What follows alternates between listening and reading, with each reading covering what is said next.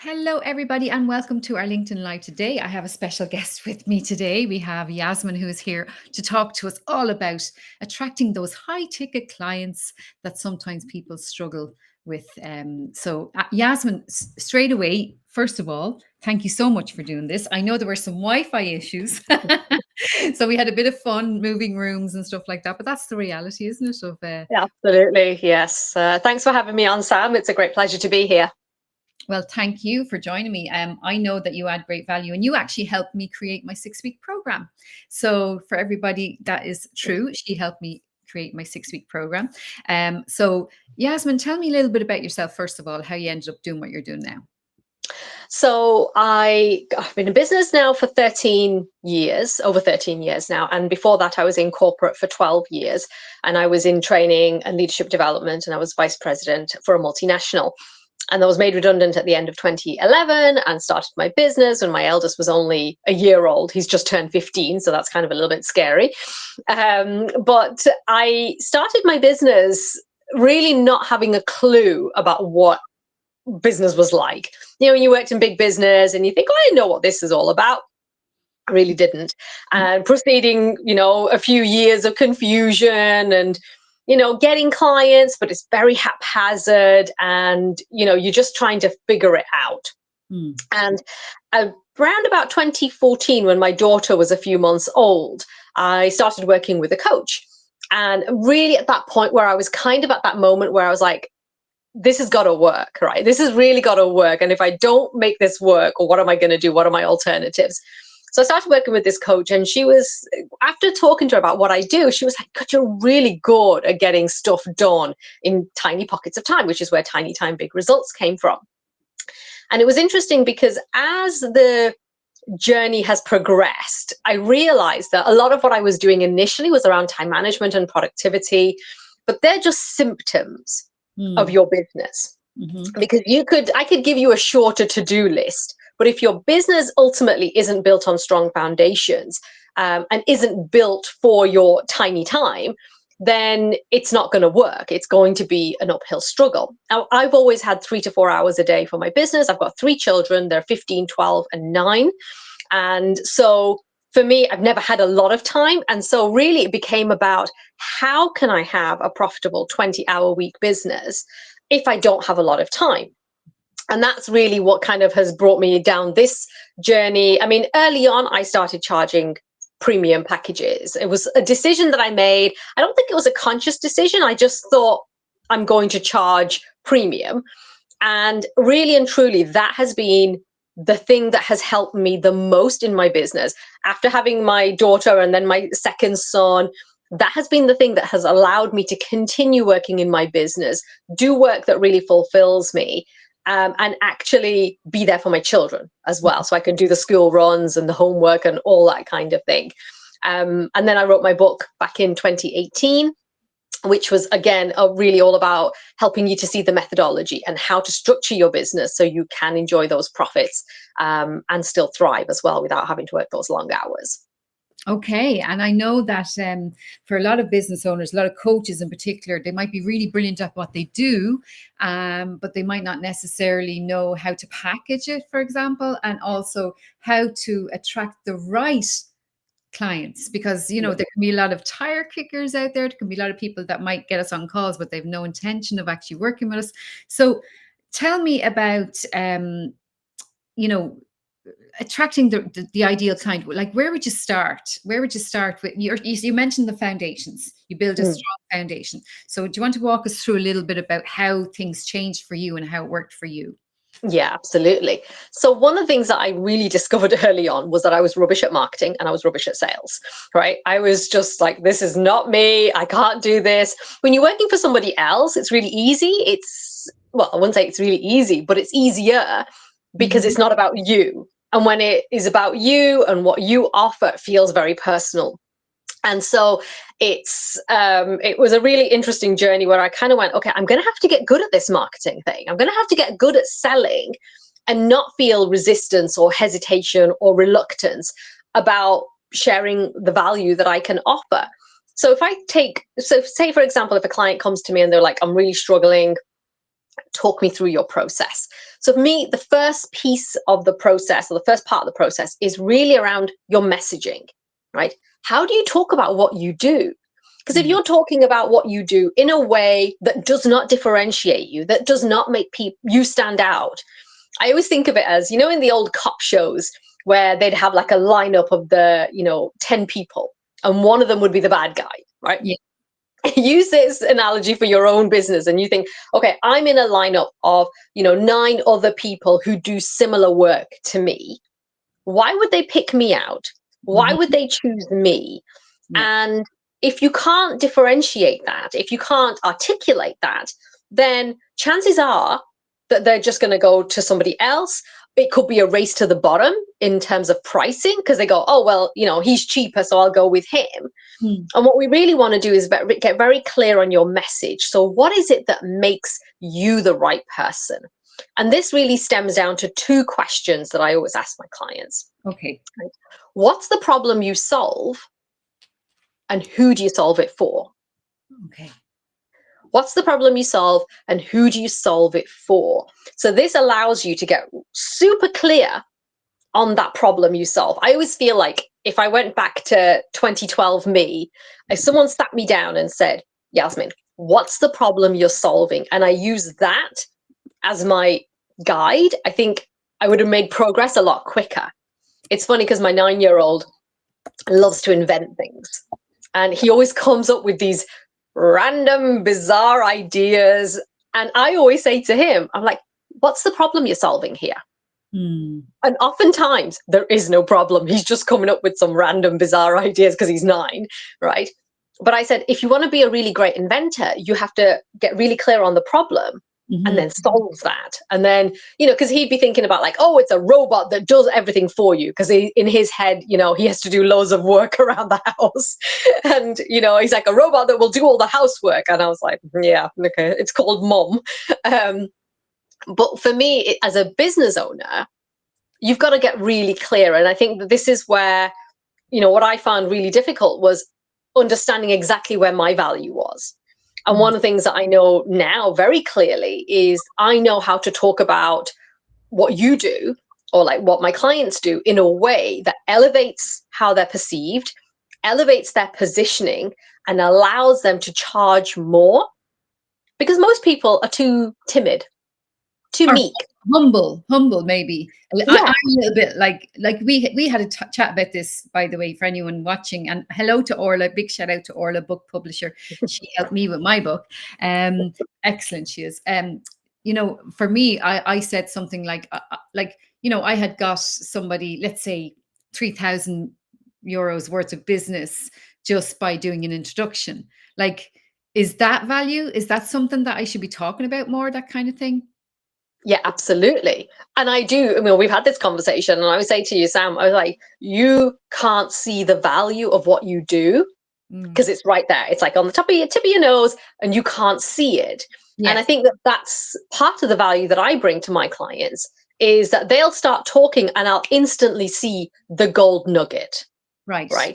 And I'll go, oh, talk to me about that. And they'll be like, oh, well, that's nothing. That's just something I do. And it's like, I know. Yeah. And I'll be like, oh my God. I said, this is the thing. This is what you should be focusing on. And then, because they'll be so meek and they'll be so timid and they'll be like, oh, I can't possibly talk about that. And I'll be like, this is what we need to do. And then, so if you said like, okay, well, I gave an introduction and that led to 3K of business, it's like, now how do we talk about that in a way that makes somebody go, wow? Because if you had 3 of those introductions and you're like saying how I got, nearly 10K worth of business through 3 emails, suddenly. It sounds much more impressive, doesn't it? There's intrigue there. There's curiosity there. There's like, oh, I wonder how she did that. 10K with 3 emails? Who wouldn't want that? It's being able to talk about what you do in a way that just makes someone kind of go, I got to get me some of that. But I see a lot of people using AI, for example, and saying, I actually saw one guy saying, I've had 1 million impressions, and I looked at his social media and I couldn't see 1 million impressions. I could see maybe something a few thousand and then maybe 100,000 on one thing. And I was like, he must have added every single tiny little impression up to make the million. Like if I did that, oh my God, it's like I'd have like probably 5 million, whatever. But I'm just saying, like I do see people wording it. Like I'm afraid, would it not look AI-ish if I do that? But I suppose trust is a huge thing, isn't it then? So I think this comes to the heart of the way that I do business and the way that I approach my business is everything you talk about, everything you do is based in very strong trust, Yeah. alignment, Mm-hmm. morality, principles, integrity. I think that's the word that I'm really looking for here, is that nothing that I'm saying is a lie. Yes. Right. Okay. And I think that's the important thing. Like I've been around in the online space for a very long time. And I've seen people kind of saying, oh, I just had this 50K month. And in the early days and still even to this day, you'd be like, oh, I wonder what she did. And actually what I've discovered is that a lot of these people lie, right? Mm-hmm. And it's blatant lying. Mm. And that's also partly why people are hesitant to invest because they've been burned before, which I completely understand. Yes. I've had people come to me that were burned before, but by that time the money is gone. It's like, you're kind of like, I wish you'd come to me first. Come to me in the first place. Yeah, So exactly. I would come in, I suppose, my skill set is that I can help people build that trust and build the and connections and useful introductions. It's always nicer to get an introduction from someone who actually already the people trust already, isn't it? Absolutely. Yeah. So you do the messaging, what it is that makes them stand out, and the problem that they solve.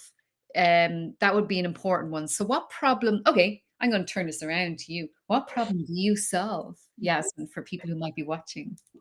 So what I do with my clients is I help them to charge premium rates for their work, right? So they can work fewer hours. So the problems typically are that they are under charging.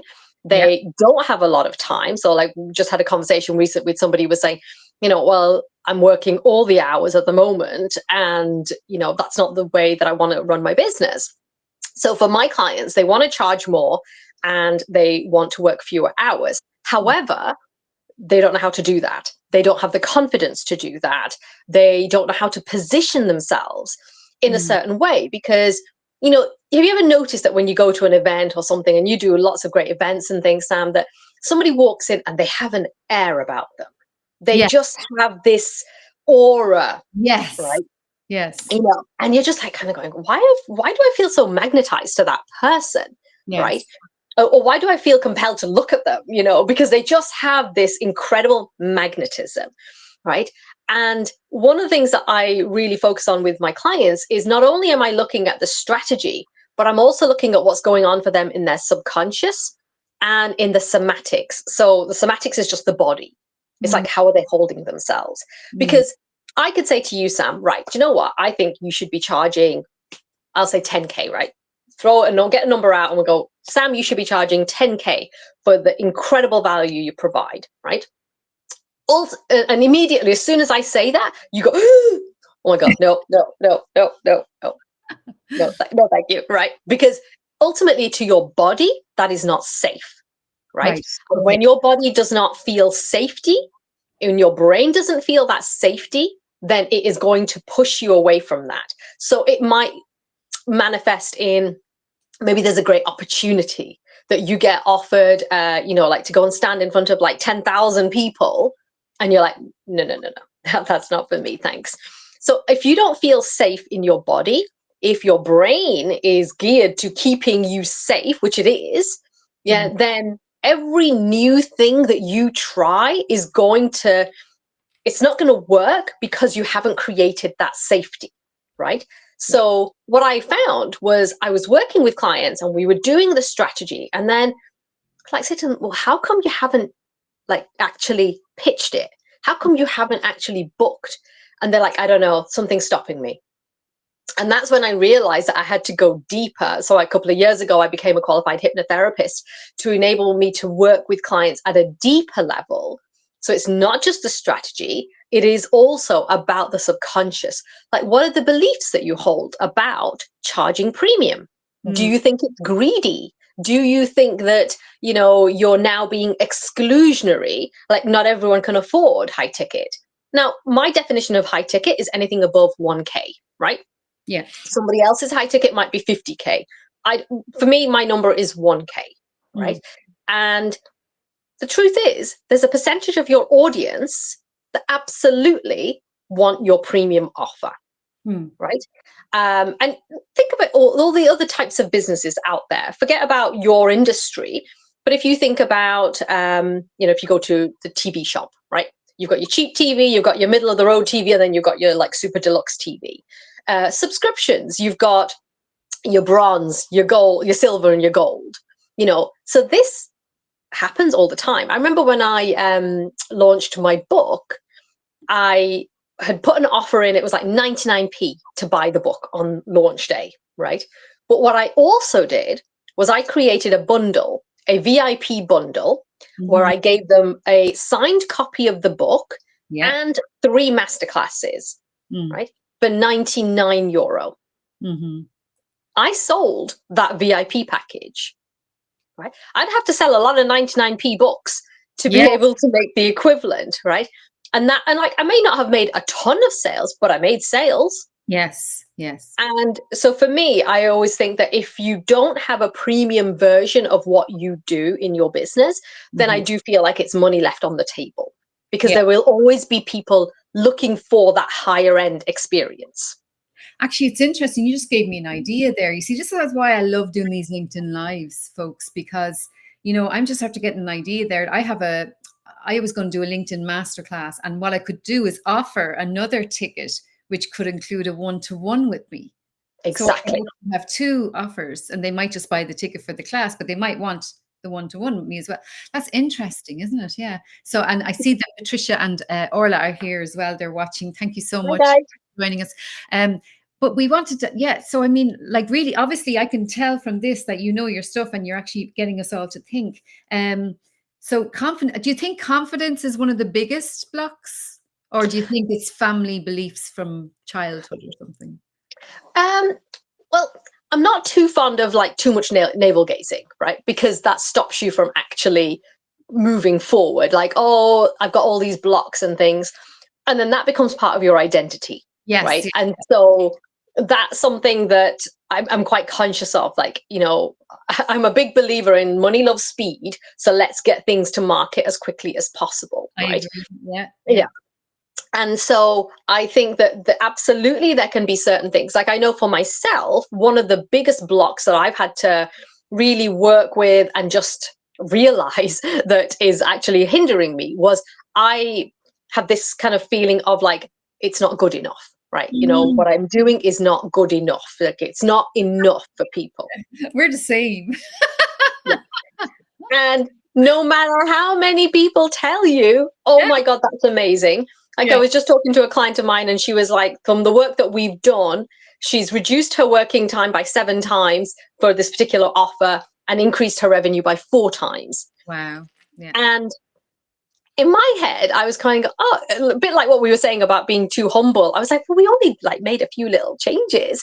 And I was like, no. And this is where I have to really step into it and go, okay, Yasmin, you're really good at this. You have to claim it. You have to own it. Own And then it. you have to embody it. Like, Mm. actually be a walking embodiment. The person at that event who is so magnetic and has this aura, they own it, they embody it, and that's the key. So, I think confidence is such an important part of it, because if you say like, I'm going to charge 10K for this package, and your knees are wobbling and shaking and you're like, oh my God, are they going to say yes or no, then that's going to happen. However, you also kind of sitting there going, I am absolutely capable of doing this. Yeah. I remember the first time I signed an 8K client, I was just like, I can't believe somebody's paid me that. And my husband was like, who's the EJ that signed up? And I was like, charming. And then even the kids, it's so funny, because the kids, I'll be like, I'm always doing my coaching with them and stuff like that. And one of them said to me, people pay you for this. And I went, yeah. And they went, you're really good. Do I have to pay you? Ah, And I was like, no, you get me for free. But it's when you've done this over and over again, mm, and it's one of the kind of like habits that I encourage people to do is to keep like a little evidence log, like a little diary.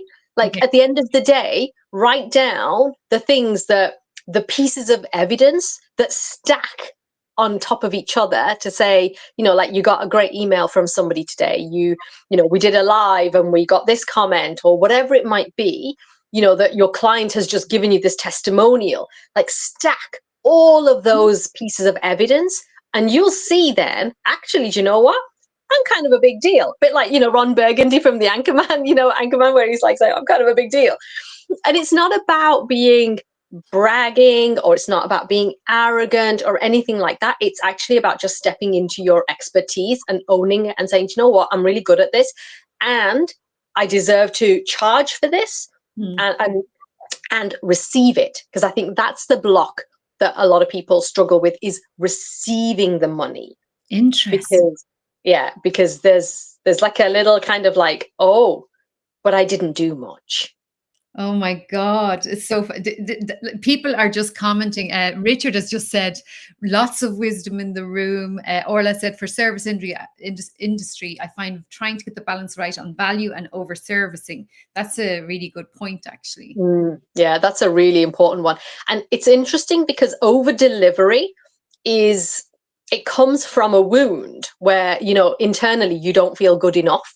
So you feel like you want to stack more and more and more into a package. A few years ago, I was running a program, and I honestly, I cringe when I think back now, because I was offering 3 calls every week to my group. And I was like, why? Because I remember one of the times we did this call and I said, so will I see you tomorrow? And they were like, well, I don't really need anything right now, because we've just had this call. And when you think, and so if you're a chronic over deliverer, chronic over giver, that's coming from a place of where you don't feel like what you do is enough. And so you feel like you need to overcompensate. And so for me, I run a program now called the Premium Client Accelerator, and we have a call every the first and the third week of the month. And then they have access to me through a community group, but that's it. So I really had to learn myself about the fact that actually I don't need to over deliver, because what I'm delivering is already such high value. Well, actually, I'm just putting contact. I'm just putting.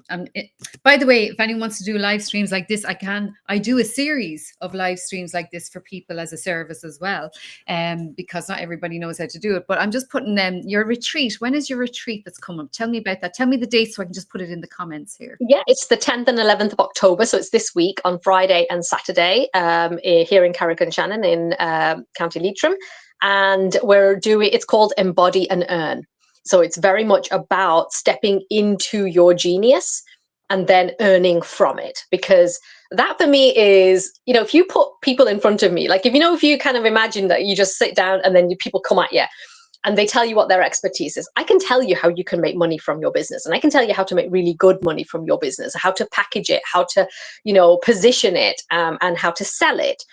And that's what we're doing. It's really taking what you do and then talking about how you build that business based on your brilliance. Because I think people have this idea about business and they have this idea about what it is. And it's actually quite interesting, because when I was younger, I come from a Muslim household, my parents are Indian, and there was always this idea that, you went from your father's home to your husband's home, right? And me and my sister were super, super independent. And we were like, no, I'm going to make my own money. I'm going to do my own thing, right? And so for me, if you know how to create value and make money without, I worked in a job, I was in corporate for 12 years. But for me, this is the most powerful skill you can have. This is the skill that I'm teaching my children. Like if you can create value. So I had my daughter, she created a journal that she was selling on Amazon. My son was selling orange juice. No, we live in a cul-de-sac. We have no we have no football, but he still managed to make 20 quid from the neighbors. I don't know who paid it. But so if you have the ability to take something, that a skill that you have, and you know how to package it and market it and sell it, Yeah. then you are so far ahead of the curve, like, because most people don't know how to do that. And I think, and that's a huge part of my mission. It's like, I want to show you that if you can sell something for 50 quid, imagine if you had a skill that you knew how to make amazing lasagna, and there was somebody who needed help, and you were like, okay, it's going to be 50 quid and I'll show you how to shop for it, what pans you need, and how to make the lasagna. Like that 50 quid, if you did it once, you can do it over and over again.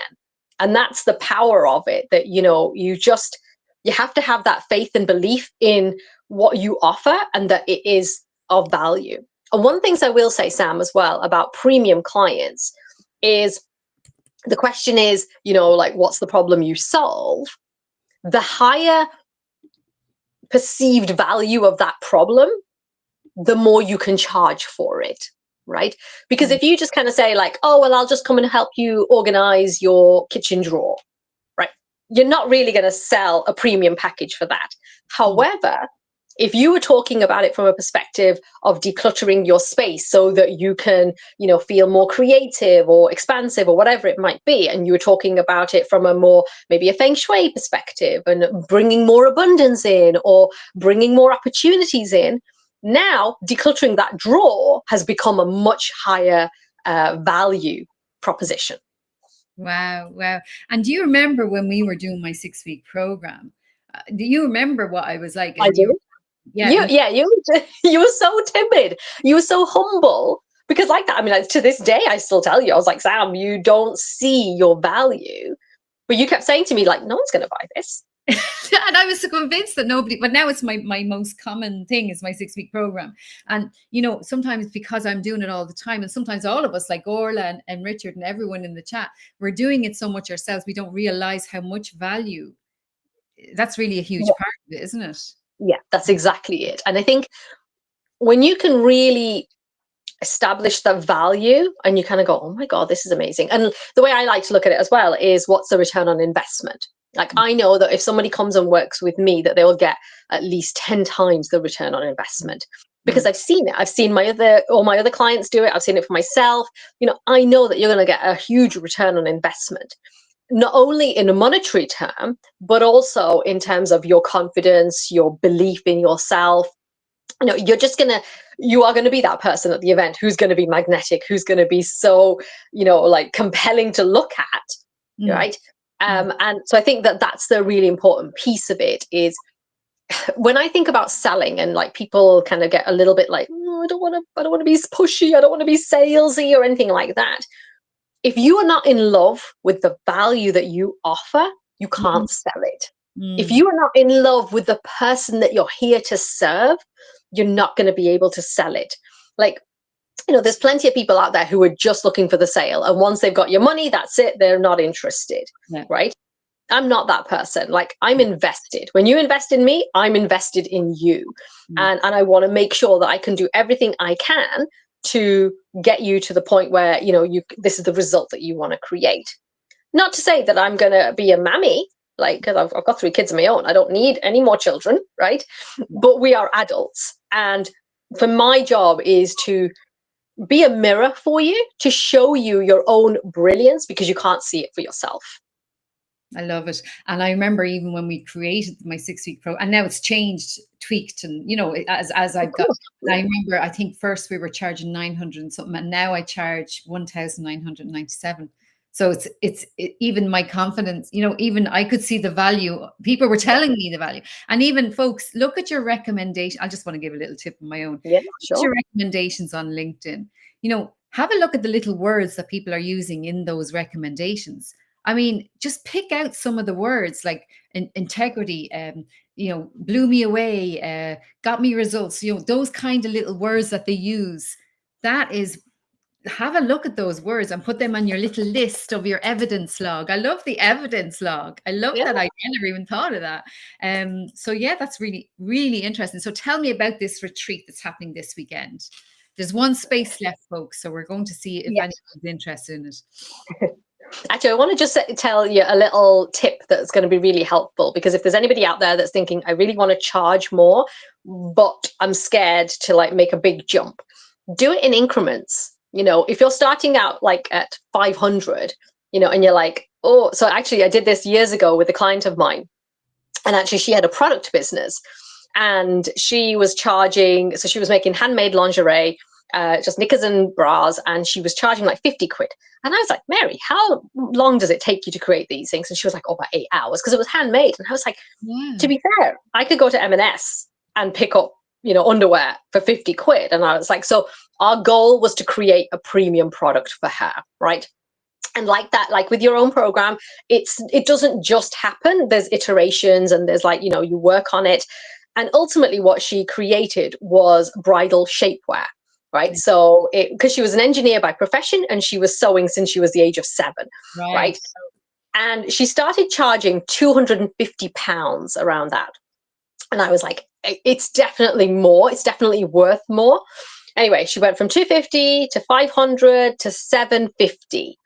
And I think that's kind of where she was. And I was like, so you've gone from 50 quid to 750. It was the same amount of time, but she was now targeting someone who had a higher value problem that needed to be solved, because these brides were spending a fortune on their dresses. They need really good shapewear, right? So if you are afraid of like charging premium, go in increments, because that will help you to make it feel safe in your body again, and help you to feel it's a familiar thing. If you've got an offer that's 500, go to 750, book 5 clients at 750, then put it up to 1K. So you can do it that way, and you can do it in a little step-by-step moment. Yeah, I decided it was 1,450, and then I went to, so it's like it depends on. And then I think someone said to me before, if it feels like, I can't say this price that see if it works, then that's okay, that price. Whereas sometimes you can feel, oh, that's too low. I'm not discounting. I like discounting is a huge thing as well in small business, I think, as well. And absolutely. I love these tips. I think have helped everybody in the chat, because this retreat, though, if anyone did want to go along, it's on this weekend. So yes, it is on this weekend. And the purpose of this retreat for me as the facilitator, as the retreat leader, is for these people to come in and really own their space, and to understand that you don't have to work long, hard hours in order to have a profitable, thriving business. Like for me, it's about having a fun life. It's about having a rich life. It's about having a fulfilled life. And I don't believe that business should be sucking up all your time and energy. So the way I look at it is, if you're really clear in your mind as to what it is that you do, what's the message, what problem are you solving, who are you solving it for, and then you have this really beautiful offer that is just like a delight to deliver. It's so easy for you, like you literally rock up and you kind of go, right, let's do it. It feels so easy for you, right? And they get immense value, right? This is going to set the foundation for how you can actually really grow your business and grow it sustainably. Because I think everyone's always talking about like scaling it, and there's nothing wrong with that. Like for me, I think of it as scaling income and impact. But we want to know that every month you've got your bills covered, you've got everything that you want to, pay for, that you've got it covered. So it gives you that space to breathe, that space for creativity to flourish. And so what we're going to be doing at the retreat is really establishing that foundation. But then let's talk about, well, how do you actually market and sell it? So like talking to them about what authority assets they have in their business that sells for them. How are they showing up in their business from an energetic perspective? So we're going to be really going deep into this. Brilliant. I love it. I love it. So how much is it? If people wanted to go and book the last place, how much is it? So we've got one more spot left, and it's €297 for the 2 days, which is an absolute bargain. 2 days for 2 days. That's a 2 days. bargain. That is a bargain. And it's in Leitrim. So It's a huge, yeah. yeah, even if you're not in Leitrim and you're not interested, maybe you might know someone in Leitrim who would really benefit from that. Sounds brilliant value. Do they get to stay somewhere in there's a place to stay as well, or do they have to book that separately? So that's separate. Yeah. Okay, great. Yeah. Okay, brilliant, brilliant. Okay, well, look, thank you so much. Thank you, Richard. Richard says intrinsically motivated is always a bonus, you know, when you're doing this stuff. 100%. So thank you, Yasmin. If anyone wants to get in touch with you, where did they go? I know I've put your email at the bottom, but where do they go if they want to contact you? What's your website? It's yasminvorajee.com. And if you find it hard to spell my name, that's absolutely fine. If you type in tiny time big results, that will take you there as well. I do have a free guide available if you go to yasminvorajee.com/5 assets. And that talks you through the 5 digital assets that I recommend every solopreneur, coach, consultant should have in their business. That's going to help to really attract people in, build that trust and nurture them and get them to become a paying client. So if you go to yasminvorajee.com/5 assets. And if you have any questions or if you want to just have a chat and have a virtual coffee, then email me support@yasminvorajee.com and let's do it. I just put it in there. See how quick Okay. I was? Good woman. Okay, so there you go. So thank you everybody for joining us. Yasmin, have a lovely lunch if you're on your lunch. And folks, if you want to watch the replay, this replay would be here as well. And thank you, Yasmin. And good luck with the retreat. Sounds brilliant. Thank you so much, Sam. Thank you. And bye, everybody. Bye. Dublin or somewhere over